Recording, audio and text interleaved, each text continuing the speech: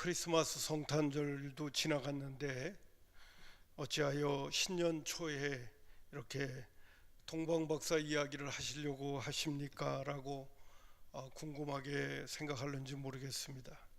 오늘 여러분과 함께 동방박사에 대한 이야기를 좀 함께 나누면서 2019년도 새해에는 어떤 마음가짐을 가지고 믿음 생활을 해야 할 것인가 다시 한번 기도의 제목으로 삼으려고 합니다. 여러분들도 익히 듣기도 하고 또 상식적으로 아시는 분들은 아시겠습니다만은 사복음서 가운데서 마태복음은 특별히 유대인들을 위해서 또 좀 더 나아가서는 유대 그리스도인들을 위해서 마태가 기록한 복음서입니다. 그러기에 유대인들에게 초점을 맞췄다고 한다면 특별히 인류의 구세주요 만왕의 왕이신 예수님이 이 땅에 태어나시게 될 때 마치 누가복음처럼 최소한 들의 목자들이 천군 천사의 음성을 듣고 베들레헴의 마구간으로 찾아가는 그런 장면이 좀 나왔으면 좋을 것 같은데 그리하지 않고 저 동방에 있는 지금으로 말한다면 이란과 이라크에 있는 바벨론 땅에 있는 그러한 동방의 박사들 이방인들이 예루살렘까지 그 먼 거리를 마다하지 않고 최소한 한 2달 동안 걸리는 거리예요. 그 거리를 마다하지 않고 그것도 교통도 불편한 그 시대의 환경 속에서 예루살렘까지 그리고 베들레헴까지 찾아와서 만왕의 왕이시고 인류의 구세주 되시는 아기 예수에게 황금과 유황과 모략을 드리면서 경배했다고 하는 것이 참 유대인들의 시각에서 또 유대 그리스도인들이 이 장면을 보면서 굉장히 부끄럽지 않았을까 하는 그런 생각을 가져보게 됩니다. 참 우리가 선민이고 구약에서부터 하나님의 백성이라고 하는 긍지와 자부심을 가졌던 우리들인데 정말 만왕의 왕이 이 땅에 태어났을 때에는 정작 그분을 영접하지 않고 그분을 환영하지도 않고 그분께 경배하지 않았던 유대 백성들의 모습을 마태는 언급하고 있다는 사실입니다. 참 그것이 마태복음을 마태가 기록하면서 먼저 유대인들에게 또 유대 그리스도인들에게 도전하는 메시지가 아니었겠나 하는 생각을 가져보게 되어지죠. 사실 여러분 보면 알겠습니다만 이방인이요 동방에 있는 박사들이 아무리 머리가 좋고 또 지혜롭고 그리고 동방에 있는 이 박사들이 천문학을 연구하는 그 시대에 현자들이라 하더라도 하나님께서 그 특별한 별을 그들에게 보여주시지 않았다면 그들은 예루살렘까지 그리고 베들레헴까지 올 수 있는 그런 때와 기회가 될 수가 없는 것이죠. 결국 동방에 있는 박사들이 이방에 있는 사람들이 예루살렘까지 와서 만왕의 왕을 에게 경배할 수 있었다고 하는 이 귀한 사역은 그 시작이 사실은 하나님으로부터 시작되고 있다는 것입니다. 하나님이 동방에 있는 박사들에게 정말 특별한 별을 보여주셔서 그 별을 보고 예루살렘까지 오게 만드셨던 그 하나님의 손길. 그래서 사실은요 동방의 박사들이 베들레헴까지 와서 보배압을 열어서 아기 예수에게 경배할 수 있었던 그 스타트 시작은 하나님이 하신 겁니다. 하나님이 이 일을 만들어서 시작하신 겁니다. 경배해야 될 그 중요성을 동방에 있는 박사들을 이끌어서 경배하게끔 만드시게 된 것을 우리가 볼 수 있게 되어지는 것이죠. 그러면 여러분 왜 하필이면 그 머나 먼 곳에 있는 그것도 이방 땅 하나님을 전혀 모르는 그 이방 사람들에게 이 큰 별을 보여주시면서 이곳까지 와서 그 먼 거리에서부터 오게 하셔서 아기 예수에게 경배하게 했나? 라고 하는 질문을 던져본다면, 먼저 첫 번째는 이런 이유 때문에 그렇습니다. 그건 뭐냐면 유대인들이 하나님의 말씀을 받았고 선민의식을 가졌고 그랬던 그 유대인들이 하나님께 이 아기 예수를 알아차리고 경배하지 않기 때문에 그런 것입니다. 여러분, 오늘 본문의 말씀 4절에 보면 이 동방에 있는 박사들이 예루살렘까지 왔어요. 그래서 여기는 사실 하나님의 말씀을 받은 그 오리지널들이 있는 데가 아닙니까?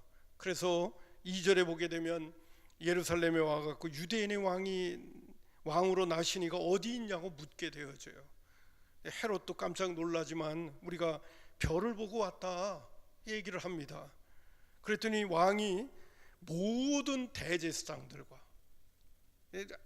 대제사장이 한두 명이 아니죠. 그 당시에 많은 대제사장들이 있고 백성의 서기관들이 그들을 모아가지고 그리스도가 어디서 나야 되냐고 물었더니 성경에 분명히 기록되어져 있다는 거예요. 미가서 5장 2절에 오늘 본문의 말씀 5절과 6절에는 그것을 언급까지 하고 있어요. 베들레헴 에브라다야 하면서 나옵니다. 너는 유대 고을 중에 가장 작지 아니하노다. 내게서 한 다스리는 자가 나와서 내 백성 이스라엘의 목자가 된다는 얘기를 해줍니다. 그래서 헤롯 왕이 베들레헴에서 유대인의 왕에 나신다고 했습니다. 당신들이 정말 별을 보고 왔다면 그곳으로 가십시오 라고 안내하는 모습을 보게 되어집니다. 그렇다면 최소한 대제사장들과 또 그 당시에 하나님의 말씀을 받아서 적고 그 말씀에 정통한 서기관들이 뒤따라와야 될 거 아니에요. 최소한에 뒤도 따라와야 되고, 그 다음에 또 좀 시간이 지났던 관심을 가지고 뭔가 반응을 보여야 될 거 아니겠어요. 성경에 있는 말씀 가운데 보게 되면 그 누구도 반응하지 않는 거예요. 얘기는 해주는데 반응은 안 하는 거예요. 그리고 헤롯 왕은 가가지고 그 아기 예수 왕을 만난다면 언제쯤에 그 별이 당신들이 어느 때 봤냐고 말이야. 그 시점도 물어보고 그러면서 가서 베들레헴에서 그 유대인의 왕을 찾아서 만나게 되어진다면 와서 나한테 얘기해 달라고. 여러분 잘 알죠? 왜 와서 얘기를 해야 되는 겁니까? 죽이려고. 내가 왕인데 또 무슨 유대인의 왕이나, 죽이려고 작정을 하고 자기 나름대로 꾀를 동원해서 동방의 박사들한테 이야기하는 그런 장면을 볼 수 있게 되어집니다. 결국 어떠냐? 유대인들은 만왕의 왕에 대해서 관심이 없는 거예요. 정말 그들이 지금까지 기다렸다고 하면서도 구약에 예언되어진 그 귀중한 하나님의 언약의 메시지, 약속의 메시지를 그들은 알고 있다고 하면서도 정작 반응하지는 않는 거예요. 이방 사람들은 별까지 보고 찾아왔는데 그렇다면 최소한의 관심을 가져야 될 거 아니에요. 이거 지금 도대체 저 사람들은 정말 별을 보고 왔다고 하는데 도대체 어떻게 된 거야? 사실 이 동방에 있는 박사들이요, 헤롯 왕을 만났을 적에도 헤롯 왕이 정중하게 대하는 모습을 볼 때는 이 동방의 박사들이 보통 사람들은 아니었다는 것을 금방 알 수가 있어요. 한 미천한 사람들이 와가지고 뭐라고 얘기했다면 시끄럽다고 그랬을 수도 있는데, 왕에게 와가지고 이 소문을 듣고 또 이래서 왕에게 유대인의 왕이 어디 나셨냐라고 물으니까 아주 정중하게 알아보고 그 다음에 안내해주고 이런 장면을 볼 때 이 동방의 박사들도 외국 사절달 중에 아주 중요한 그러한 위치를 갖고 있는 사람들이라는 것을 옆에서 알 수가 있어요. 자, 성경에 나오는 말씀 가운데 보면 요한복음 1장 10절과 11절에 이런 말씀을 요한을 통해서 우리에게 주십니다. 그가 세상에 계셨으며 세상은 그로 말미암아 지은 바 되었으되 세상이 그를 알지 못하였고. 여러분, 요한복음 1장은 태초에 말씀이 계시니라, 말씀이 하나님과 함께 계셨고 그 말씀이 곧 하나님이시다 하면서 예수님을 소개하기 시작하거든요. 예수님이 이 땅에 오신 얘기를 하시게 되어지거든요. 그런데 이렇게 나옵니다. 그를 알지 못하였고 자기 땅에 오매. 여기 그가 누구냐? 예수님 얘기하는 거거든요.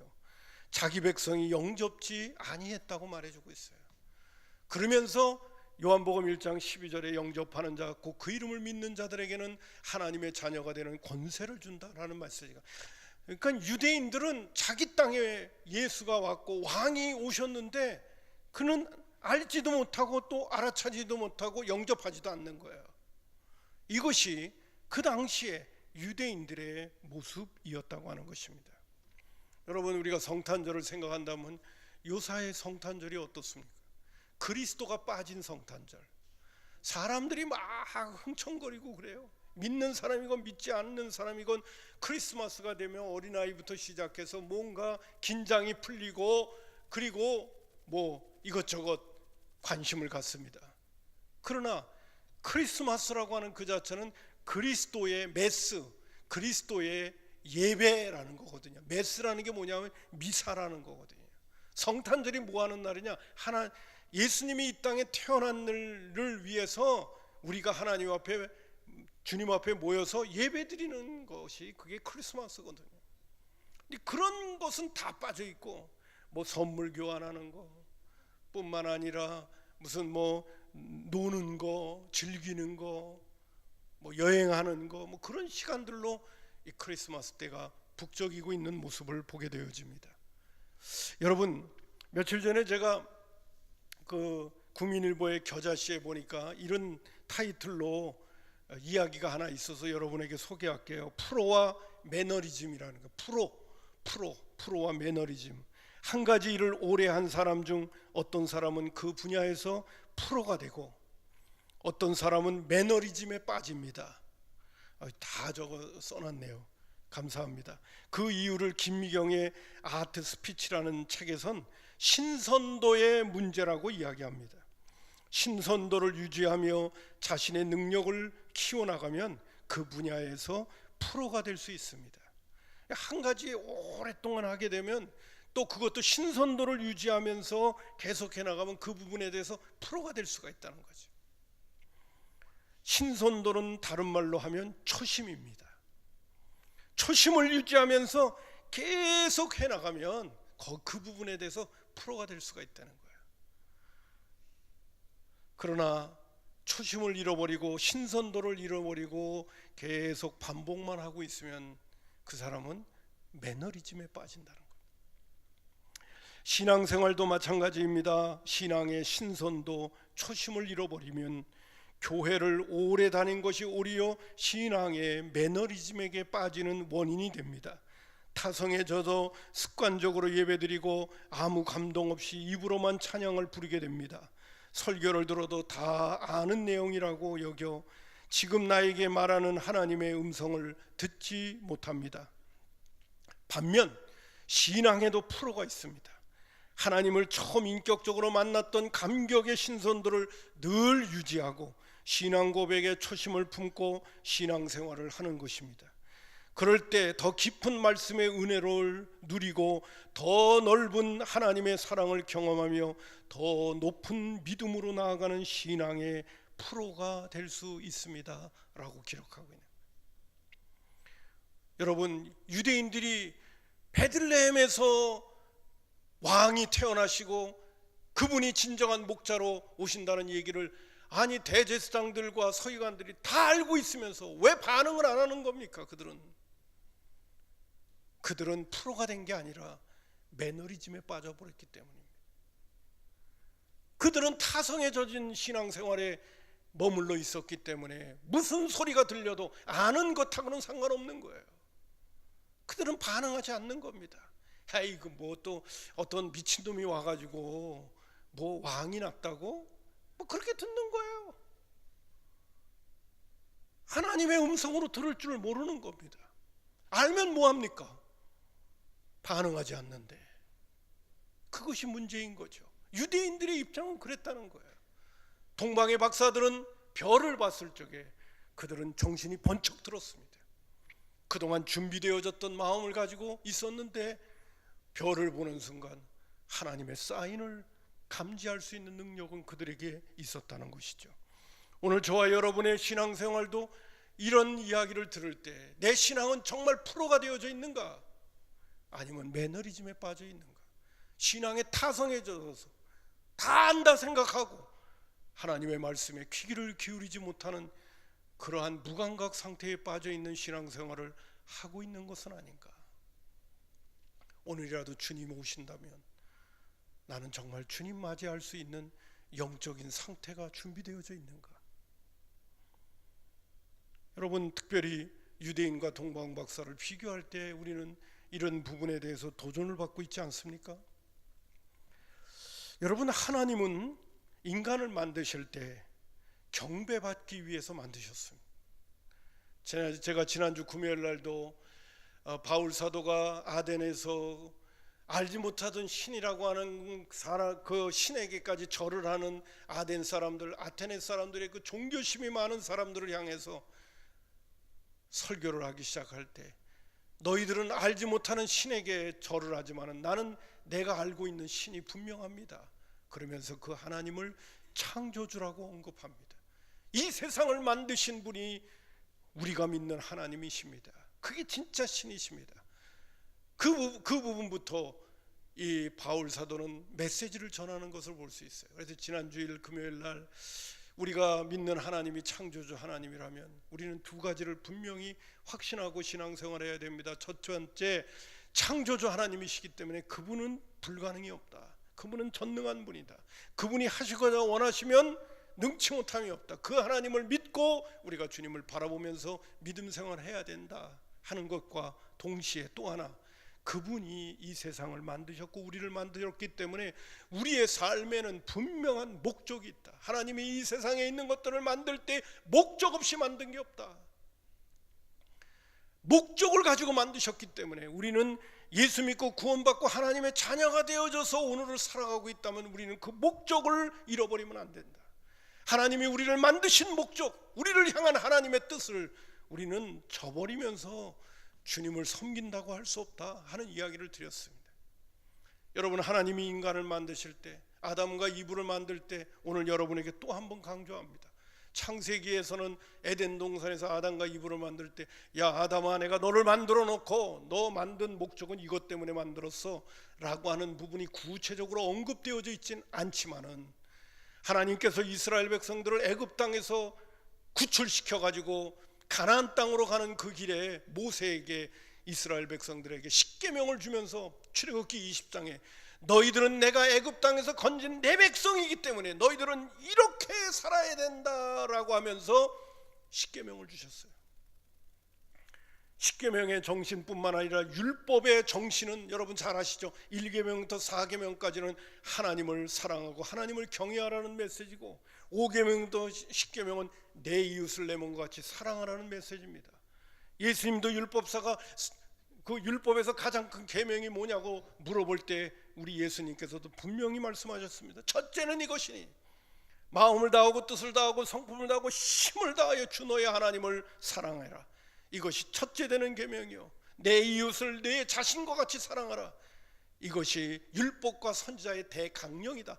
율법과 선지자의 대강령을 하나님이 이스라엘 백성들에게 주셨다는 그 자체가 바로 뭐냐? 너희들은 내가 너희들을 죄악 가운데서 애굽에서 건진 내 백성이기 때문에 너희들은 이렇게 살아야 돼. 그것이 바로 아담과 이브를 만드신 목적이었습니다.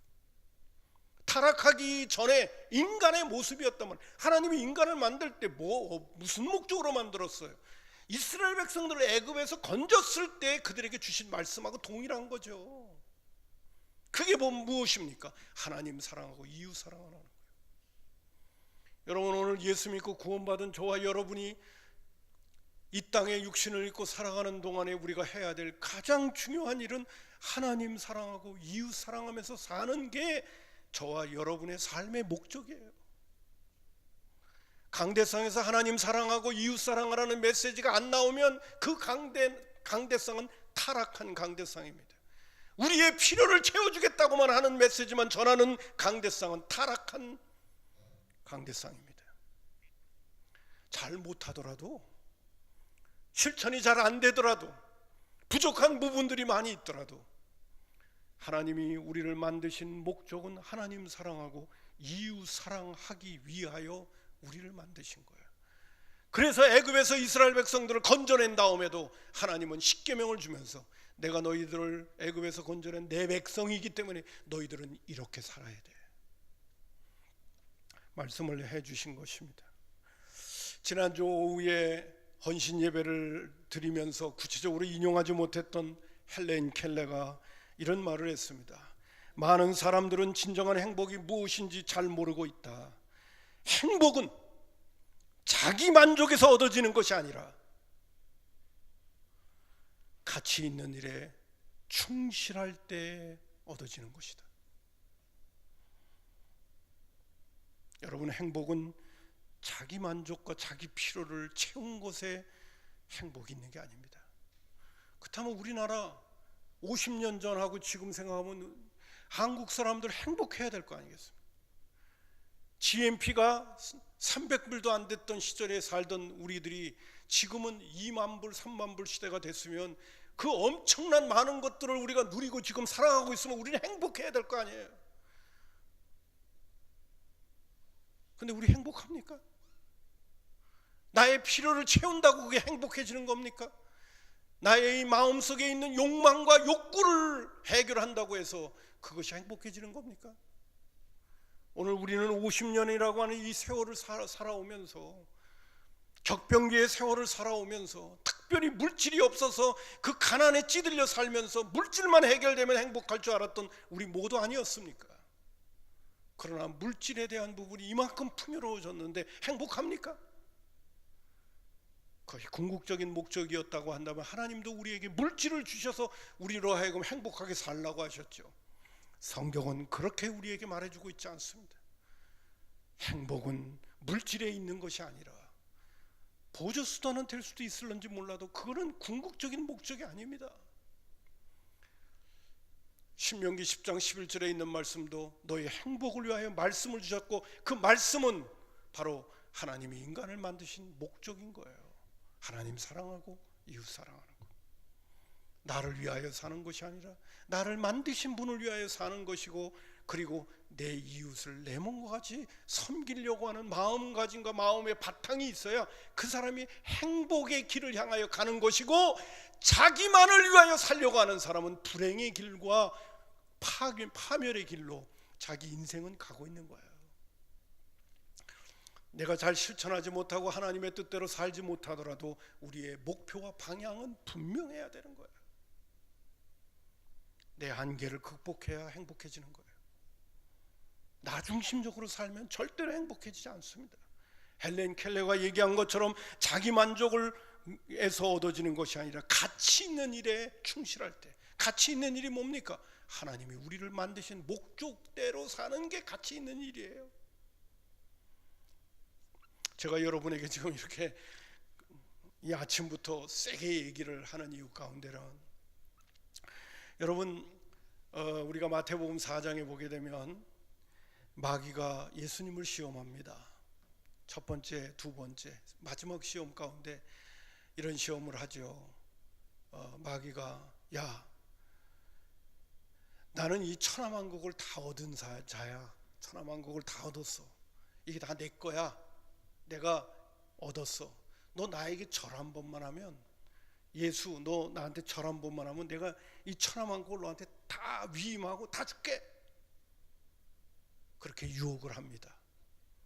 여러분, 예수님이 어떻게 말씀을 적용하면서 마귀를 물리쳤는가? 마태복음 4장 10절에 보면 이에 예수께서 말씀하시되 사탄아 물러가라. 기록되었으되 주 너의 하나님께 경배하고 다만 그를 섬기라 하였다. 하나님께만 경배하고 다만 그를 섬기라고 했다. 그게 바로 신명기 6장 13절입니다. 신명기 6장 13절에 있는 말씀을 인용하면서 기록되었을 때 주 너의 하나님께 경배하고 다만 그를 섬기라고 했다.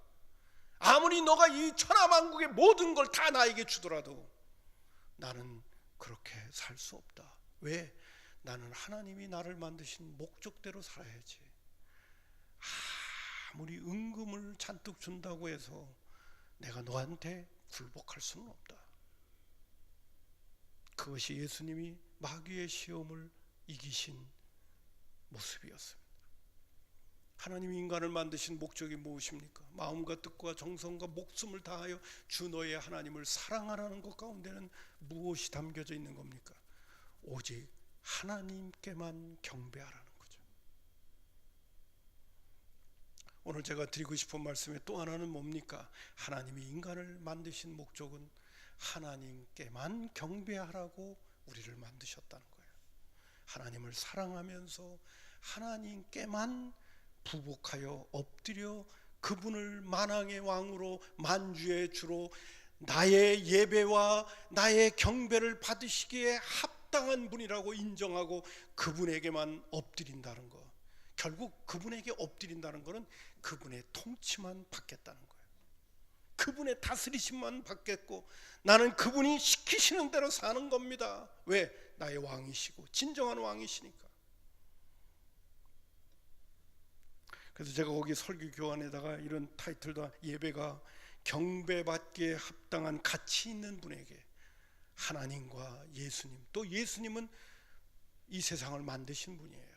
창조에 아주 가장 앞장서서 이 세상을 만들어 주신 분이, 창조주의 주체자 삼위일체 하나님 가운데서 아주 구체적으로 일하신 분이 바로 예수님이셨어요.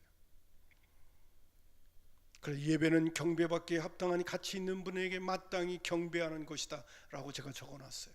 월십, 월스 가치, 십 신분, 가치 있는 신분에게 우리가 엎드려 절하는 것, 그것이 바로 월십, 예배라는 것입니다. 여러분, 가치 있는 일에 충실한다는 것 가운데 하나님 사랑하고 이웃 사랑하는 것이 있음과 동시에 우리가 하나님 앞에 예배를 잘 드리는 것, 이게 가치 있는 일이에요.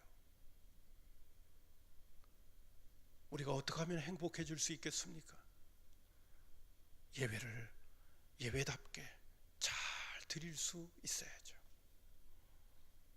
여러분, 구약에 나오는 메시지 가운데 보면요, 하나님이 선지자들을 통해서 아주 막 가슴 아파하시는 일들이 있어요. 이사야서에서도 나오고 예레미야에서도 나와요.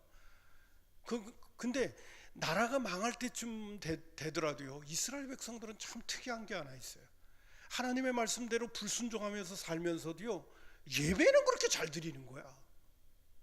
참나, 그때 당시에 예배는 제사입니다. 제사.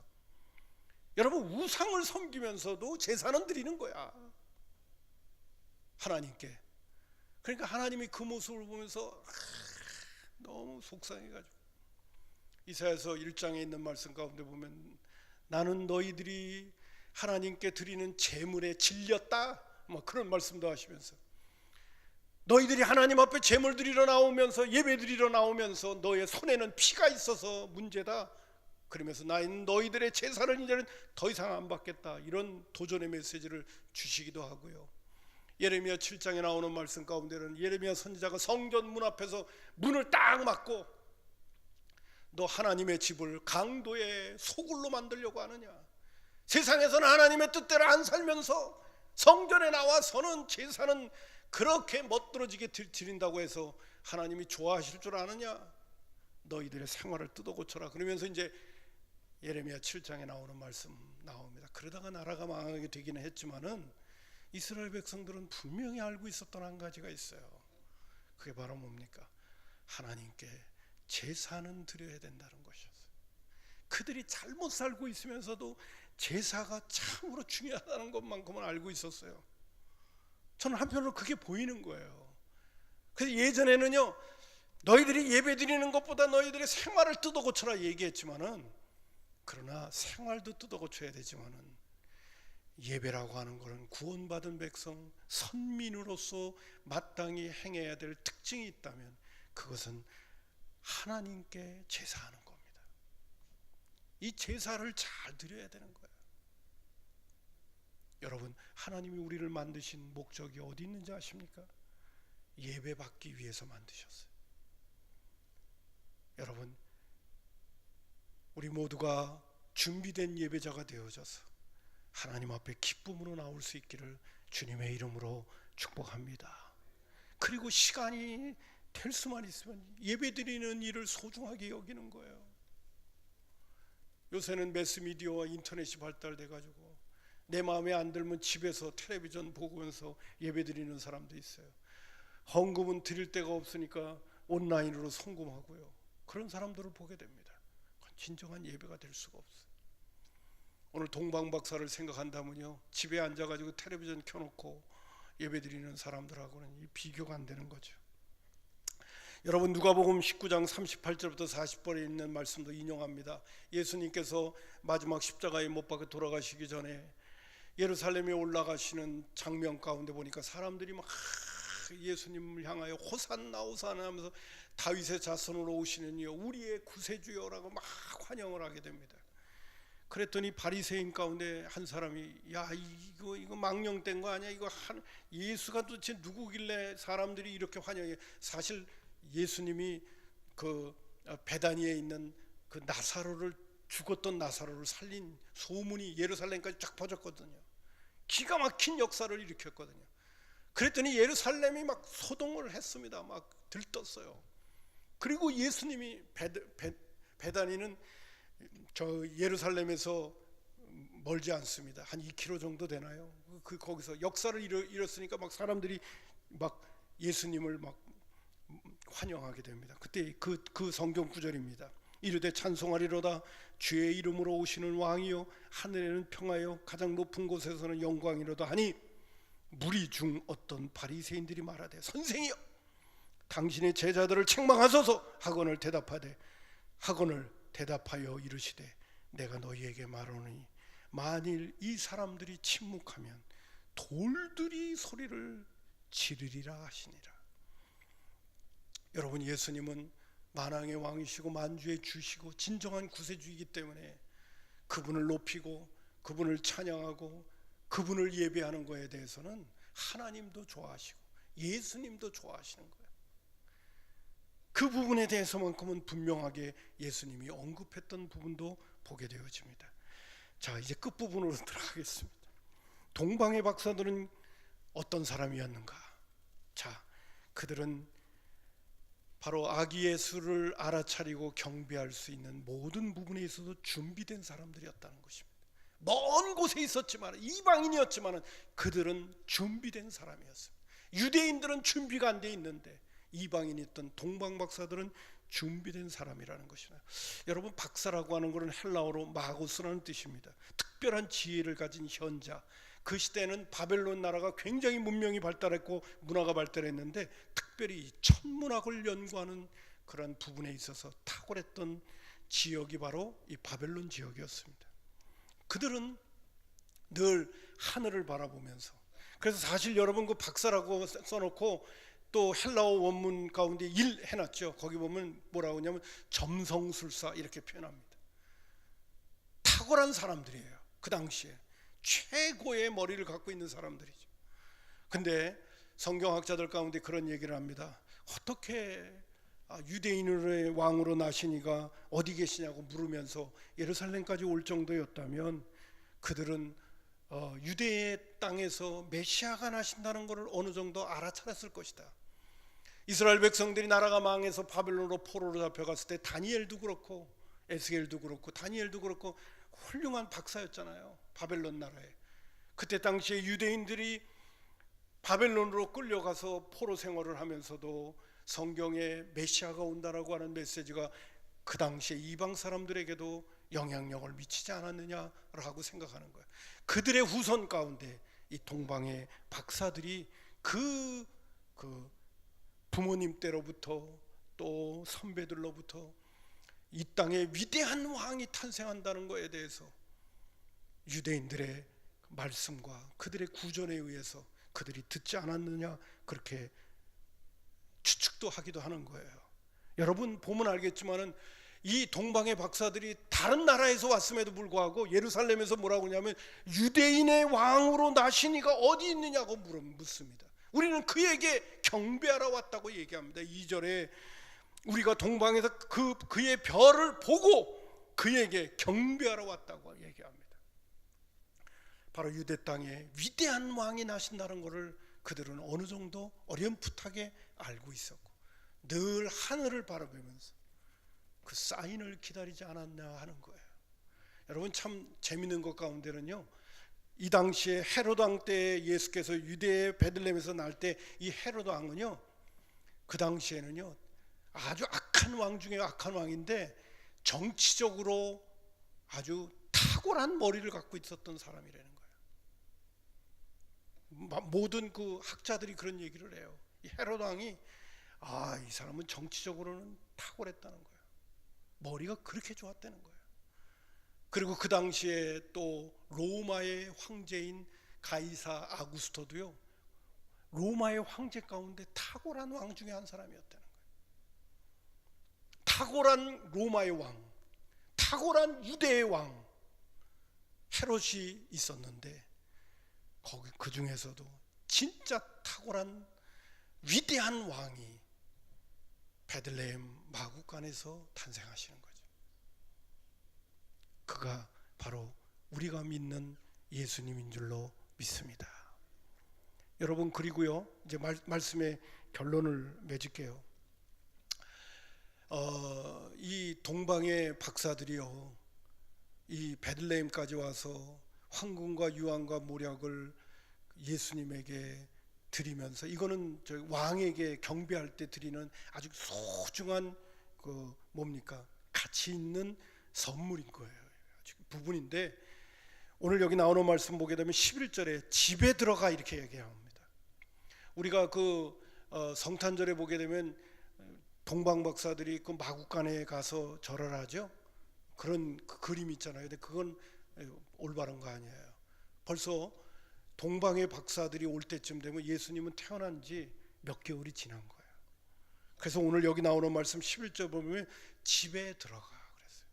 마구간에서는 이미 나와가지고 집에 머물러 있었습니다.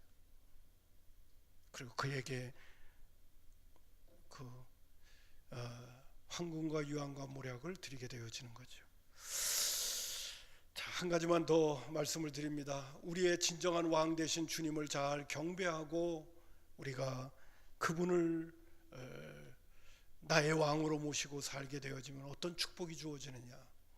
오늘 동방의 박사들은 유대인의 왕으로 나신 이가 어디 있느냐 할 때 예루살렘은 소동했다고 얘기합니다. 헤롯 왕도 아니 왕이 여기 있는데 누가 왕이 태어나? 라고 생각했고, 유대인들의 마음속에도 참 마음을 요동치게 만들었던 이유였던 것 같습니다. 여러분, 소동이라는 말은 타라소라는 헬라어 원문입니다. 근데 그게 뭐냐면 함께 흔들리다, 혼란에 빠지다, 어지러워지다. 또 하나의 단어가 있어요. 타라소라고 하는 건 불안해지다. 아니, 유대인이 왕이 났다고 하는 소리를 들어주면 마음이 안정이 돼야 될 거 아니에요. 메시아가 왔으니까 기뻐해야 되잖아요. 근데 헤롯 왕부터 시작해서 유대인들은 마음이 불안해지고, 그리고 마음이 혼란스러워지고 무질서해지는 상황 속에 빠졌다는 것입니다. 문제가 생길 때, 왕이 났다니까 그들에게는 마음이 불안해지고 혼란스러워지는 거예요. 그러나 진정한 왕을 알아차리고 와서 하나님 앞에 경배하고 예배를 드렸던 동방의 박사들은 그 왕에게 지시를 받는 것을 볼 수가 있어요. 여러분, 12절에 보면 그들은 꿈에 헤롯에게로 돌아가지 말라 지시하심을 받아 다른 길로 고국으로 돌아가니라. 여러분, 우리 주님을 진정한 왕으로 모시는 사람은 오늘도 그분의 통치를 받기 때문에 우리의 인생에 문제가 생기고 어려움이 생기더라도 우리 주님께서 우리에게 지시를 해주십니다.